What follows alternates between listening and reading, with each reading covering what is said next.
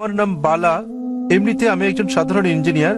আমি নিজেও এটা দৃঢ়ভাবে বিশ্বাস করি যে সমগ্র সৃষ্টি জগতের জন্য একজনই স্রষ্টা থাকা উচিত।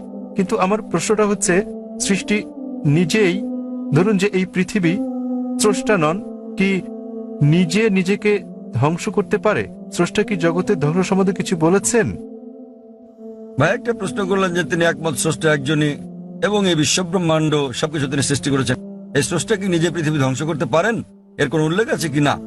আপনি যদি কোরআন পড়েন, যা সৃষ্টিকর্তা আল্লাহ সুবহানাহু ওয়া তাআলার সর্বশেষ চূড়ান্ত বার্তা, এটা বলা আছে যে তিনি এই ব্রহ্মাণ্ড তৈরি করেছেন এবং তিনি একদিন এটা ধ্বংস করে দেবেন, এটা বলা আছে। এবং যখন এটা ধ্বংস করবেন, তিনি নতুন আরেকটা সৃষ্টি করবেন।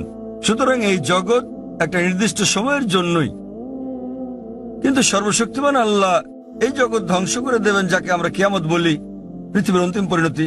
এবং আজকাল বিজ্ঞানীরা বলছেন যে ব্রহ্মাণ্ড একসময় ধ্বংস হয়ে যাবে।